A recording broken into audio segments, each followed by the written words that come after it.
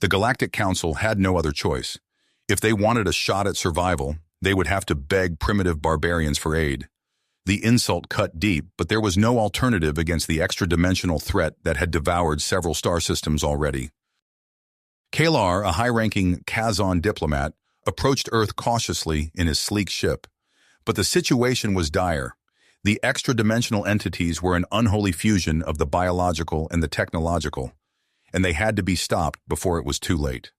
Landing in the United Nations complex in New York City, Keller took a deep breath and stepped out to meet Peter Morales, the human most likely to listen. The evidence Keller brought was compelling, and Morales couldn't ignore the desperation in the alien's voice. Nor could he ignore the horrific images of star systems broken and consumed by the unknowable enemy, an enemy that cared nothing for the divisions between species and threatened everything in the galaxy, including Earth. Though Morales was skeptical at first, even he could see that this went beyond the Galactic Council. The mood among the human leaders was grim as they absorbed the scale of the danger. But there was something else, too, a glimmer of determination. If the Council was coming to them, things must be dire indeed. Extinction threatened everything, unless they found a way to stand together. It would not be easy to overcome the distrust between humanity and the other races. The negotiations would be tense and the sacrifices heavy, but the stakes were too high to let old wounds stop them now. The survival of everything they knew hung in the balance. As the extra-dimensional threat consumed yet another star system, the crew of the Kazon battleship Vortak fought valiantly to halt the advance. Energy beams lanced out from the Vortak, burning through the otherworldly hulls of the enemy ships. But for every invader destroyed, two more took its place, their eerie alien forms twisting and pulsing with malevolent intent. On the bridge of the Vortak, Captain Talus squeezed the armrests of his command chair, his nucleus tightening with tension. "Concentrate fire on their central nexus," he ordered, his voice steady despite the desperation of their situation. The Kazan crew responded with fierce dedication, pouring every ounce of power into their weapons.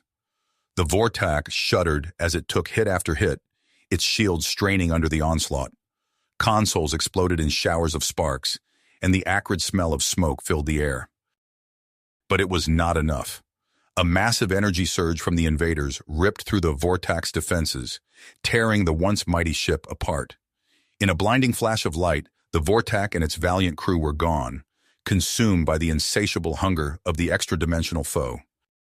Light years away on Earth, the loss of the Vortak sent shockwaves through the ongoing negotiations between Keller, Morales, and the newly arrived Admiral Zahn. The battle-hardened Kazan warrior pounded his fist on the table, his eyes blazing with hardly restrained fury. "The Vortak was one of our most powerful ships, and it was destroyed like it was nothing," Zahn growled. "We need the humans' commitment now, before it's too late." Morales met Zahn's intense gaze, unflinching.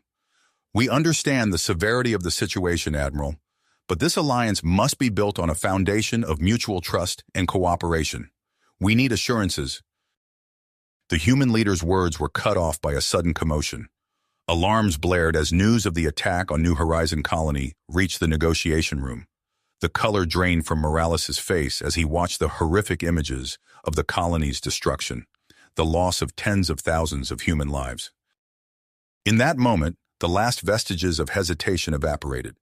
The leaders of Earth stood united in their purpose to join the fight against the extra-dimensional invaders. The negotiations took on a new urgency, with Morales and Zahn working tirelessly to hammer out the details of the alliance.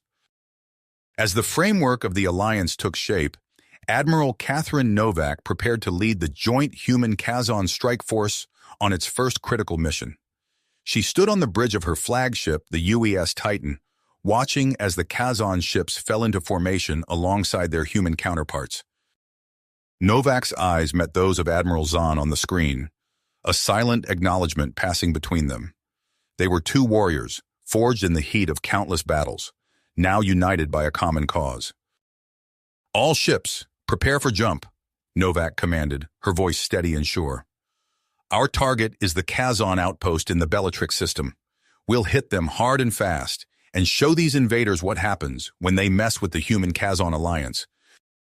As the strike force surged forward, jumping into the swirling vortex of hyperspace, Kaler and Morales watched from the observation deck of the UES Titan. The weight of the moment hung heavy in the air, the destiny of the universe resting on the shoulders of this unlikely alliance. Kalar turned to Morales, his alien features etched with a mix of hope and dogged persistence. "We've taken the first step," he said quietly. "But the real test lies ahead. Our people must learn to fight as one if we hope to survive this threat." Morales nodded, his eyes sharp. "We'll make it happen," he replied, his voice filled with a commitment as hard as steel. "Whatever it takes, we'll find a way to win this war." As the observation deck emptied, leaving only the endless expanse of hyperspace stretching out before them, Kaler and Morales stood side by side, two unlikely allies bound together by the desperate struggle to save their civilizations from annihilation. The road ahead would be long and filled with peril, but in that moment they dared to hope that the combined strength of their people would be enough to turn the tide against the darkness that threatened to consume them all. The joint human-Kazan strike force emerged from hyperspace near the Bellatrix system, a glittering array of ships stretching as far as the eye could see. On the bridge of the UES Titan, Admiral Novak's eyes narrowed as she surveyed the tactical display. "Multiple hostile contacts detected," reported her sensor officer. "They're shifting, changing shape." Admiral Zahn's face appeared on the main view screen, his expression grim. "The extradimensional entities. Prepare for reality distortions." No sooner had he spoken than the space around them began to warp and twist. Stars elongated into impossible shapes, and the very fabric of space-time seemed to ripple and fold. "All ships maintain formation," Novak ordered, her voice steady despite the chaos unfolding around them. "Weapons hot. Engage on my mark." The battle erupted in a cacophony of energy beams and explosions. Human and Kazan ships fought side by side against the writhing, otherworldly forms of the invaders. But for every enemy vessel they destroyed, the Alliance paid a heavy price. Captain Marcus Reeves led his fighter squadron through the maelstrom, his nimble craft weaving between larger ships and debris. As he watched another Alliance cruiser succumb to the invaders' attacks, a realization struck him. "Command, this is Reeves," he radioed. "I've noticed a pattern in their shielding. There's a fluctuation every time they use their reality warping abilities." Admiral Novak's voice crackled over the comm. "Explain, Captain." Reeves' fingers flew over his controls, transmitting sensor data. "If we time our attacks to coincide with these fluctuations, we might be able to punch through their defenses." There was a moment of tense silence before Zahn's voice came through. "It's risky, but it might be our only shot. Proceed, Captain Reeves." Reeves gathered his squadron, explaining the plan quickly and concisely. Then they dove into the heart of the enemy formation. The next few minutes were a blur of laser fire and explosions. Reeves and his pilots timed their attacks perfectly, striking when the invaders' shields were at their weakest. One by one, key enemy ships erupted in brilliant flashes of light. But the cost was high. Reeves watched helplessly as his wingmen were picked off, their ships consumed by the reality-warping energies of the invaders. As he lined up for the final attack run, he knew he wouldn't be coming back from this one. "For Earth and Kazan," he whispered, then pushed his throttle to maximum. His fighter streaked towards the massive alien flagship, weapons blazing. The last thing Reeves saw was his target erupting in a cataclysmic explosion before his own ship was engulfed in flame. In the aftermath of the battle, the mood on the UES Titan was somber. They had won, but at a terrible cost. As Novak compiled the casualty reports, a transmission came through from Earth. General Vrak's face appeared on the screen, his expression thunderous. "This is what comes of relying on human tactics," he snarled. "Your recklessness has cost us dearly." Before Novak could respond, the transmission cut out. She exchanged a worried glance with Zahn. The alliance, it seemed, was already beginning to fracture. On Earth, the situation was no better. Morales watched from his office window as throngs of protesters filled the streets below, their chants echoing off the buildings. "No more war! Bring our troops home!" A knock at the door interrupted his brooding. Dr. Elena Sarkova entered, her eyes bright with excitement despite the somber atmosphere. "Mr. Morales," she said, "I believe I've found something that could change everything." As Sarkova laid out her theory about the invader's biological weakness and her plan to capture a live specimen, Morales felt a glimmer of hope. It was dangerous, possibly suicidal, but it might be their only chance. He opened a secure channel to Kalar. "We need to talk," he said. "I think we might have found a way to turn this war around." Morales leaned forward, his eyes fixed on Dr. Sarkova as she laid out her daring plan. The scientist's voice trembled with a mixture of excitement and trepidation as she described the potential breakthrough. "A live specimen," Morales repeated, his mind racing. "It's risky, but it could be the key we need." Kalar's holographic image flickered as he absorbed the information. "Our intelligence suggests a damaged extradimensional vessel in the Vega sector. If we act quickly—" "We'll need a small team," Morales interjected. "Elite operatives from both our species." Within hours, Lieutenant Voss found himself aboard a stealth shuttle, surrounded by a hand-picked crew of humans and Kazan. The vessel slipped silently through the inky void of space, its advanced cloaking technology rendering it invisible to the invader's sensors. Days passed in tense silence as they approached their target. Voss's fingers tightened around his weapon as the battered hulk of the extra-dimensional ship came into view, floating lifeless amidst a field of asteroids. "Boarding team, prepare for insertion," Voss commanded, his voice barely above a whisper. They moved with practiced precision, mag boots clanking softly against the alien metal as they entered the derelict vessel. The air was thick with an acrid, otherworldly scent that set Voss's teeth on edge. Suddenly, a monstrous shape loomed from the shadows. Before it could react, Seska, a Kazan warrior, fired her immobilizing charge. The entity writhed and twisted, its form seeming to bend reality itself before collapsing into stillness. "Package secured," Dr. Sarkova's voice crackled over the comm. "Initiating extraction." The victory was short-lived.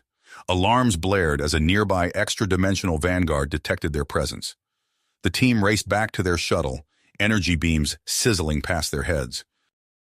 "Go!" Seska shouted, turning to face the oncoming horde. "I'll buy you time."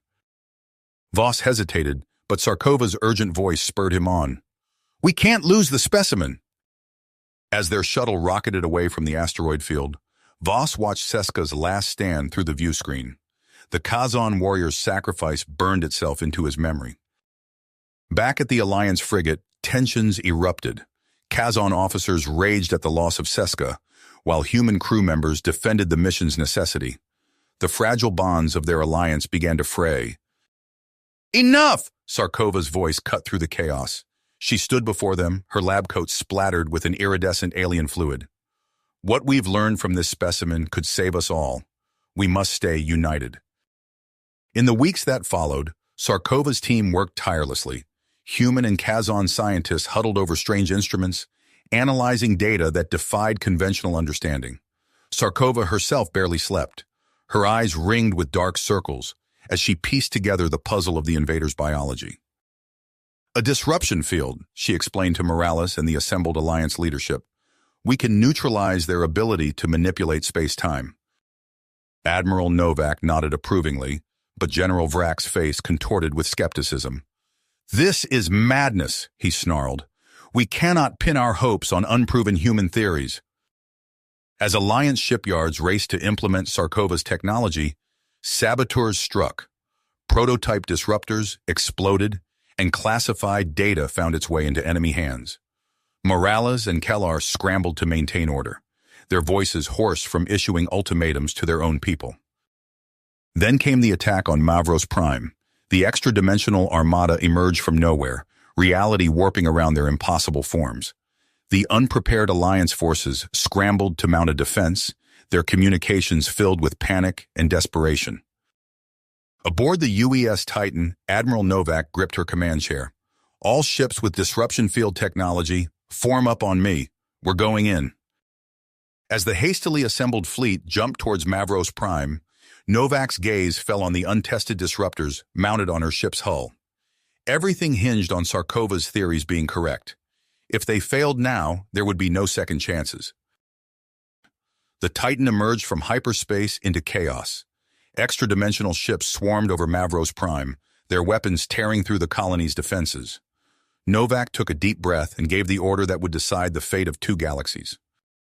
Activate disruption fields. All ships engage the enemy. Enemy! The words had barely left Novak's lips when reality itself seemed to tear apart. The disruption fields flared to life, bathing the battlefield in an eerie, shimmering light. Extra-dimensional ships twisted and warped, their impossible geometries suddenly vulnerable to the laws of conventional physics.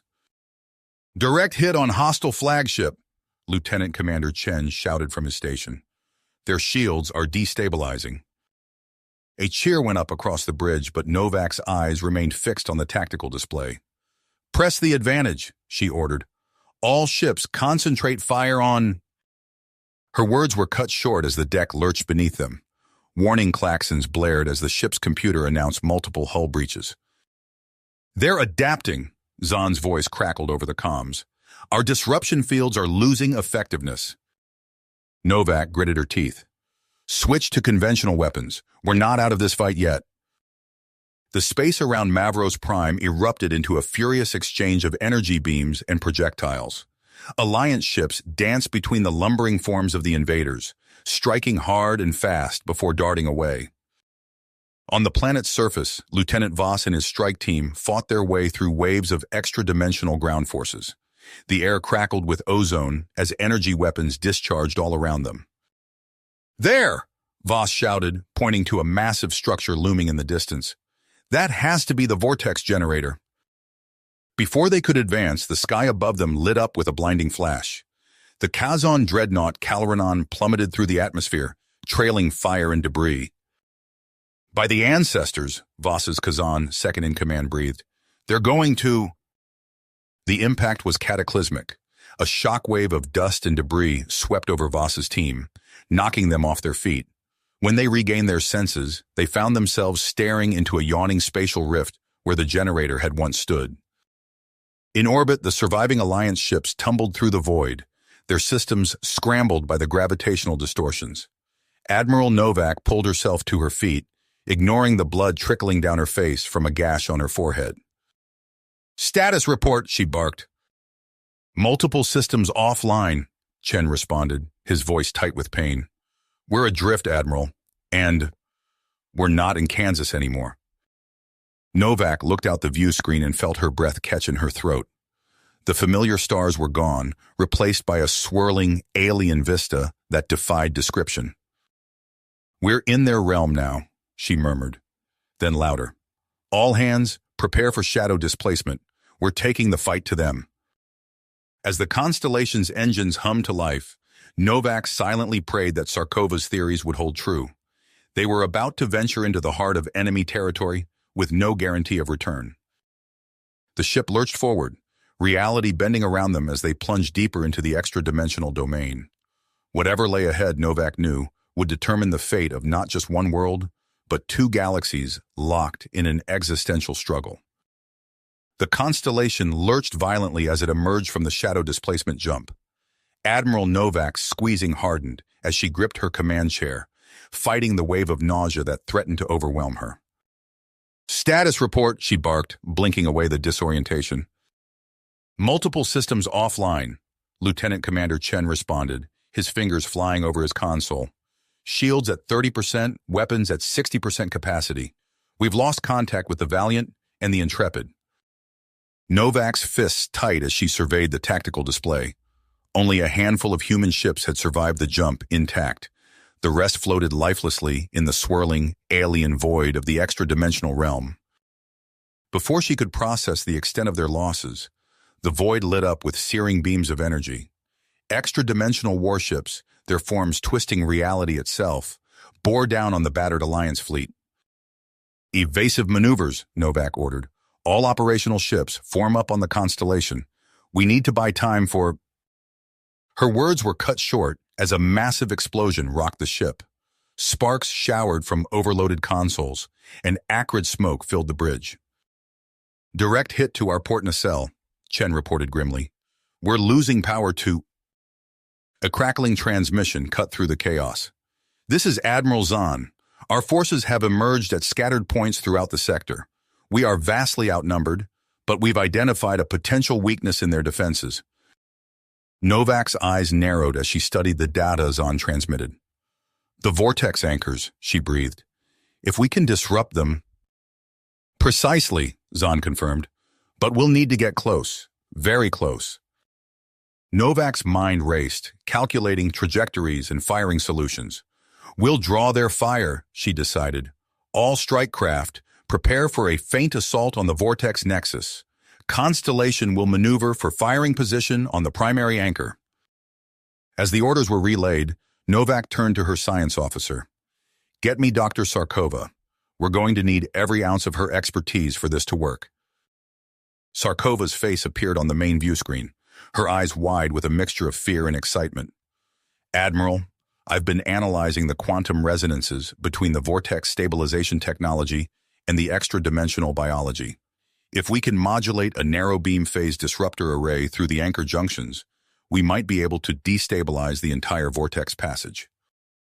Novak nodded grimly. Make it happen, Doctor. We won't get a second chance at this. As the constellation maneuvered into position, escorted by Zahn's Kazan allies, chaos erupted across the bridge. Colonel Riker's voice cut through the din. Saboteur on board! Engineering deck! Novak's blood ran cold. Vrak's sleeper agent, she realized. Riker, neutralize that threat. We can't afford any complications now. Minutes stretched into an eternity as the constellation inched closer to its target. Weapons fire from the extra-dimensional ships intensified, battering the already weakened shields. We're in position, Chen announced, his voice tight with tension. Novak took a deep breath. Initiate Sarkova's anchoring disruption. Fire when ready. The ship trembled as it unleashed its primary barrage. Beams of concentrated energy lanced out, striking the vortex anchor with pinpoint precision. For a moment, nothing happened. Then, with a blinding flash, the fabric of space-time itself seemed to tear apart. The vortex faltered, its swirling energies collapsing in on themselves. It's working, Sarkova exclaimed. The anchors are destabilizing. A massive shockwave rippled outward, engulfing ships on both sides. The constellation rocked violently, systems overloading as reality itself seemed to warp around them. Through the chaos, a new transmission broke through. This is Admiral Zahn. The extra-dimensional realm's shielding has been disrupted. We're committing all remaining forces to a strike on their subspace infrastructure. It's now or never. As the Kazan ships surged forward on their desperate, possibly suicidal mission, Novak gripped her chair tightly. The battle was a long way to go, but for the first time since the invasion began, a glimmer of hope shone through the darkness of space. The maelstrom of battle, but the moment was fleeting. Admiral, Chen's urgent voice cut through the din. Multiple signals emerging from the vortex on Mavros Prime's surface. Novak's eyes snapped to the tactical display, her jaw clenching as she saw the swarm of enemy reinforcements pouring through the rift. Status on Lieutenant Voss's team? Still holding out, but they're completely surrounded, Chen reported grimly. Without immediate support? Novak nodded, understanding the unspoken conclusion. She opened a channel to the engine room. Zahn, I need every ounce of power you can give me. We're making a run for the surface. The constellation shuddered as it accelerated towards Mavros Prime, its shields flickering under the assault of extra-dimensional weapons fire. On the bridge, consoles sparked and systems flickered as the ship pushed beyond its limits. Hull breach on Deck 4, an ensign shouted. Structural integrity failing? Novak gripped her chair tighter. Divert all non-essential power to structural integrity. We just need to hold together long enough for one more barrage. As they neared the planet, the vortex loomed before them, a swirling maw of impossible energies. Novak's finger hovered over the fire control. On my mark! Fire! The constellation's remaining weapons erupted, pouring energy into the heart of the vortex. For a moment, the rift seemed to waver, but then stabilized once more. It's not enough, Sarkova's voice crackled over the comms. Admiral, I have a theory. If we can modulate our ships on opposing harmonic frequencies, we might be able to induce a subspace resonance cascade. Novak frowned. Explain it to me quickly, Doctor. As Sarkova laid out her plan, Colonel Riker burst onto the bridge. Admiral, we've intercepted communications from General Vrak. He's attempting to defect to the enemy. A cold fury settled over Novak. She opened a channel to the Kazan fleet. Admiral Zahn, we have a situation. After a tense exchange, Zahn reluctantly agreed to Sarkova's plan. The remaining human and Kazan ships formed up, their weapons recalibrated to emit precisely tuned disruptor frequencies. All ships fire on my mark, Novak ordered. 3, 2, 1, engage. The vortex writhed under the combined assault, energies clashing and tearing at the fabric of spacetime. A group of ships, Vrak's loyalists, attempted to flee through the faltering conduit. They vanished in a blinding flash as the vortex collapsed in on itself. A shock wave of transdimensional force rippled outward, obliterating the extra-dimensional beachhead on Mavros Prime. Cheers erupted across the constellation's bridge, but Novak remained focused on the tactical display. We've cut off their supply lines, she announced, but a substantial enemy force remains, and they look angry. As if in response to her words, massive extra-dimensional warships began to converge on their position. Novak's mind raced, weighing their options. Zahn's voice crackled over the comms, advocating for a tactical withdrawal. Novak's gaze fell on the planet below, where Voss and his team still fought for survival. Her decision was made in an instant. Negative, Admiral Zahn. We make our stand here where their reality distortions are weakest. Prepare all remaining ships for defensive formation. As the gargantuan extra-dimensional vessels closed in, an unlikely alliance formed. Kazan commandos joined human fighter squadrons, while the remaining capital ships formed a defensive perimeter. Novak stood on the bridge of the constellation, surveying the impossible odds arrayed against them. The extra-dimensional titans loomed ever closer, avatars of cosmic horror beyond human comprehension. All ships assume broadside formation, she ordered, her voice steady despite the weight of command. Coordinate fire with the Kazan cruisers. We hold this line at any expense. As the first salvos of the final battle erupted across the void, Novak allowed herself a moment of grim reflection. They had come so far, achieved the impossible, and yet their struggle was just the beginning. But as she watched human and Kazan forces fighting side by side against an existential threat, she felt a flicker of hope. The extra-dimensional juggernauts opened fire, reality itself seeming to warp around their weapons. The Alliance fleet answered in kind, their combined firepower a defiant roar against the encroaching darkness. Darkness. The constellation shuddered as the first salvos from the extra-dimensional juggernauts struck home, their weapons bending a reality itself. Shields down to 15%, Chen shouted over the din of alarms and creaking metal. Novak gritted her teeth. Maintain formation. We hold the line. A crackling transmission cut through the chaos. Admiral Novak, this is Colonel Riker. We've identified structural weaknesses in their chromaflux shielding. Hope surged through Novak's veins. Transmit the data to all ships. Concentrate fire on those points. As the information flowed through the fleet, human and Kazan gunners adjusted their aim. Precision barrages hammered the Titan's weak points, slowly but surely depleting their defenses. On the surface of Mavros Prime, Lieutenant Voss and his beleaguered commandos launched desperate airstrikes against the exposed juggernauts. Fighter wings screamed through the atmosphere, their weapons finding purchase in the behemoth's vulnerabilities. But it wasn't enough.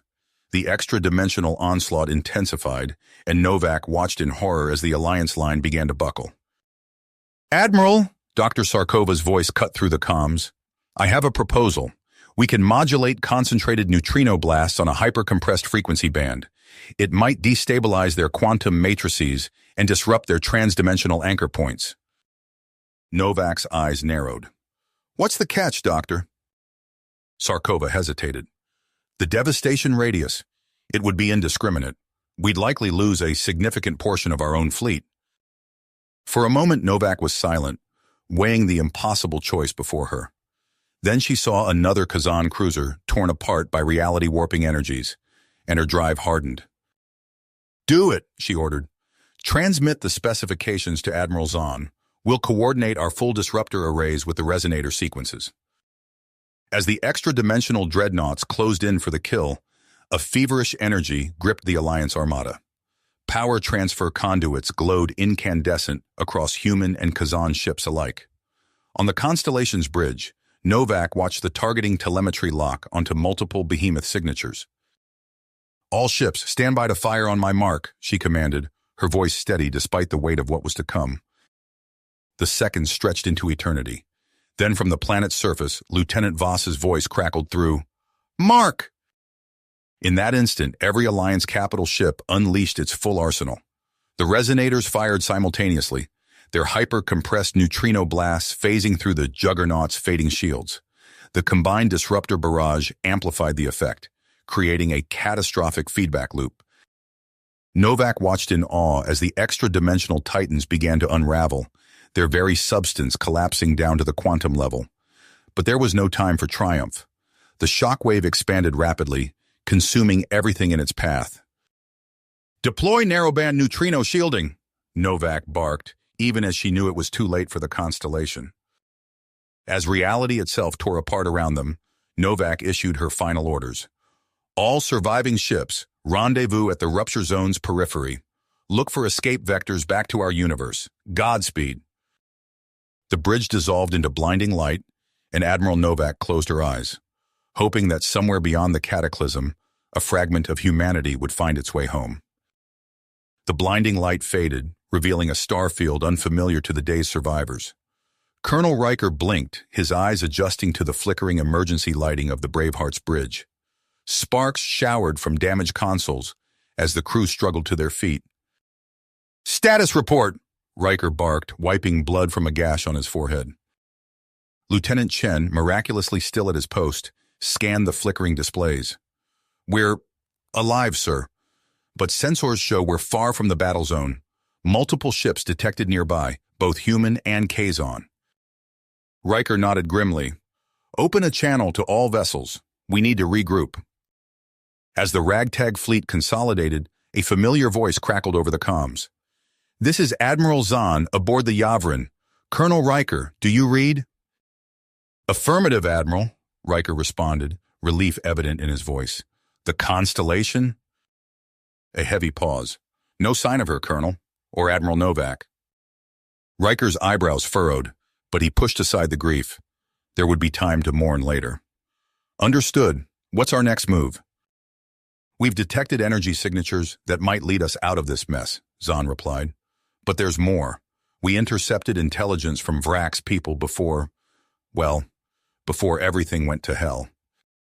As Zahn shared the chilling revelation about the extra-dimensional invaders, Riker felt the weight of their situation settle upon him. The threat was greater than they'd imagined, and now they were cut off from support, adrift in uncharted space. "We need to find that exit vector," Riker said, his voice steady despite the enormity of their task, "and seal it shut behind us." Dr. Sarkova's voice joined the conversation. "I might have a solution, Colonel, but we'll need resources we don't have." As Sarkova outlined her plan for a containment field projector, Riker's mind raced through their options. When she mentioned the need for reactor-grade antimatter, he saw Zahn's expression harden over the video link. "There's a Ravenok outpost nearby," Zahn growled. "They'll have what we need. I say we take it by force." Riker shook his head. "We can't afford a drawn-out conflict, Admiral. Not with our ships in this condition. And we can't afford to let those dimensional horrors follow us home," Zahn countered. Before the argument could escalate, Sarkova interjected. "What about a covert operation? Lieutenant Voss and his team could infiltrate the outpost, retrieve the antimatter without alerting the Ravenok." Riker considered the proposal, aware of Zahn's disapproval radiating through the comm link. But they were out of options and out of time. "Agreed," Riker said firmly. "Lieutenant Voss, prep your team. We're going in quiet." Hours later, Riker stood on the Braveheart's bridge, watching the feed from Voss's infiltration team. The Spec Ops squad moved like ghosts through the Ravenok stronghold, evading patrols and disabling security systems. Suddenly, alarms blared across the outpost. We've been made, Voss's voice crackled over the comms. Initiating diversion protocol. On cue, cloaked frigates launched strikes against the outpost perimeter. Chaos erupted as Ravenok defenders scrambled to repel the phantom assault. We've got the antimatter, Voss reported, his breathing heavy. But we've taken damage. Extraction required. Get to the rendezvous point, Riker ordered. We're coming in hot. The Braveheart surged forward, shields straining as it weathered fire from the outpost's defenses. Voss's team sprinted across the landing pad, antimatter containers in tow. As the extraction shuttle touched down, Riker caught a glimpse of the Ravenok leader through the video feed. Voss froze, recognition flashing across his face. It can't be, Voss muttered, before a near miss forced him into the shuttle. The Braveheart peeled away from the outpost, engines screaming as it rejoined the fleet. In the medbay, Riker found Voss, his expression haunted. The Ravenok leader, Riker prompted. You knew him. Voss nodded, his voice barely above a whisper. From another life, sir. One I thought I'd left behind. Before Riker could press further, Sarkova's voice came over the ship-wide comm. Colonel, I've pinpointed our target. If we're going to seal this breach, it's now or never. Riker squared his shoulders, pushing aside the questions that would have to wait. All ships, prepare for transwarp. We've got a universe to save. The Braveheart shuddered as it emerged from transwarp, alarms blaring across the bridge. Colonel Riker gripped his command chair, eyes fixed on the tactical display. Multiple contacts, Lieutenant Chen shouted. Extradimensional hunter-killer swarms closing fast. Riker's eyebrows furrowed. Evasive maneuvers. All ships, maintain formation and ready weapons. The Allied fleet scattered, desperately trying to shake their relentless pursuers. Streaks of energy lashed out from the swarms, carving molten gashes in hull plating. Colonel, Dr. Sarkova's voice crackled over the comms. I'm detecting massive energy signatures ahead. It's not just a fissure, it's an entire anchoring infrastructure. Riker leaned forward, studying the sensor readouts. Where they'd expected empty space, a vast network of alien technology stretched across multiple star systems. Damn, he muttered. Sarkova, what are our options? The scientist's reply was grim. Our original plan won't work. But if we recalibrate for wide field containment, we might be able to collapse their entire infrastructure. The risks, Riker asked, even as another impact rocked the ship. Catastrophic, Sarkova admitted. We could trigger uncontrolled space-time distortions across the sector, but it's our only shot at severing their foothold permanently. Riker exchanged a long look with Admiral Zahn on the main view screen. Both knew the weight of the decision before them. Do it, Riker ordered. All ships form a defensive perimeter around Sarkova's catalyst points. Fighter wings, engage those swarms. The bridge erupted into frenzied activity as orders were relayed. On the planet's surface, Voss and his commandos fought to secure the uplink sites, trading fire with nightmarish entities that phased in and out of reality. As the fleet's power reserves climbed towards critical levels, Riker opened a private channel to Zahn. Admiral, he began, his voice heavy, I never thought it would come to this. Zahn's weathered face bore a sad smile. Nor did I, Colonel. We've made a mess of things, haven't we? Our peoples, I mean. Riker nodded. Maybe, but today we stand together. For all our sakes, Zahn replied. Let's hope it's enough. The moment stretched between them, filled with unspoken regrets and farewells. Then Sarkova's voice cut through. We're ready. Initiating catalyst sequence now. A blinding light erupted from the Allied ships, lancing out towards the extradimensional hubs. For a heartbeat, nothing happened. Then reality itself seemed to scream. The Braveheart bucked wildly as space-time warped around them. Through the view screen, Riker watched in awe as the vast alien network began to implode, dragged inexorably into itself by forces beyond comprehension. A massive shockwave slammed into the fleet. The Yavron disintegrated before Riker's eyes. Admiral Zahn's final transmission cut brutally short. All around, ships tumbled out of control, their hulls twisted by gravitational forces. "Helm!" Riker shouted over the cacophony of alarms. "Get us clear!" But there was nowhere to run. As the cataclysm subsided, the Braveheart found itself adrift in a sea of fractured space-time, surrounded by the battered remnants of the Allied fleet. Riker surveyed the damage, his heart heavy. They'd won, but at a terrible cost. As life support systems sputtered and failed, he gave the only order left. Plot a course for the nearest habitable system, all power to engines and life support. As the Braveheart limped away, propelled by failing engines and sheer persistence, Riker stared out at the shifting void. They'd saved 2 universes from cosmic horror, but their own future remained terrifyingly uncertain. You have reached the end of the story. If you enjoyed this story and want to support us, please leave a like and subscribe to our channel, and for every comment that says 88, I will heart every single one of them. Thank you for your time.